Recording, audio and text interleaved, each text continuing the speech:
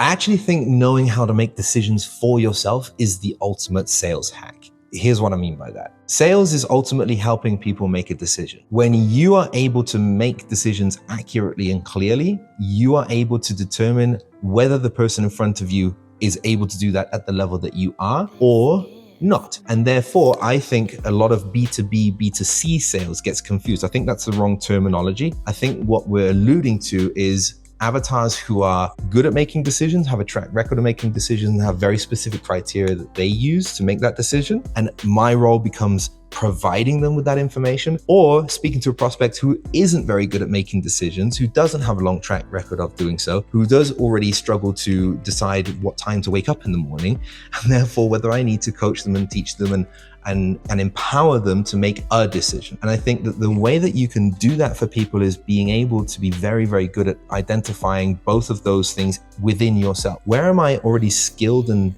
experienced at making decisions and have very set criteria in which I do so? And where am I not? For me, for example, I know exactly what I want out of a gym.